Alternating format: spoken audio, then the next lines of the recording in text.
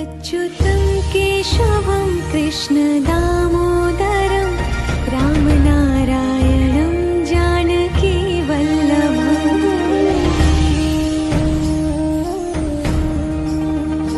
अच्युतं केशवं कृष्णदामोदरं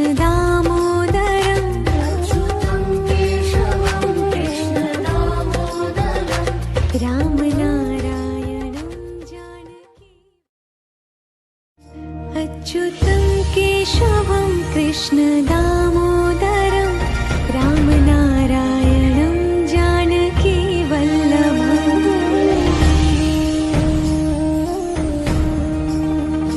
अच्युतं केशवं कृष्णदामोदरं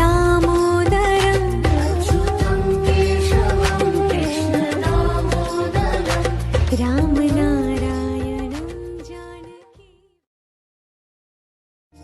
अच्युतं केशवं कृष्णदामोदरं रामनारायणं जानकीवल्लभम्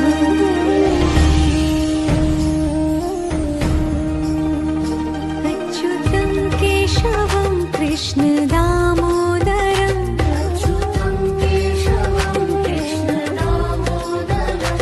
रामनारायणं जानकी अच्युतं केशवं कृष्णदामोदरं रामनारायणं जानकीवल्लभम्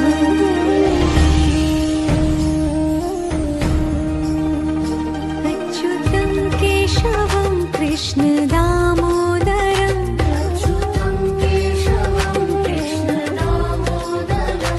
रामनारायणं जानकी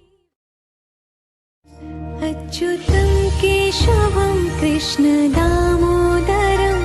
रामनारायणं जानकीवल्लभम्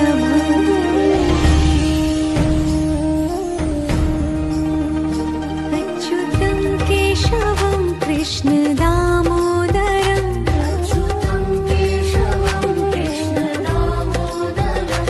रामनारायणं अच्युतं केशवं कृष्णदामोदरं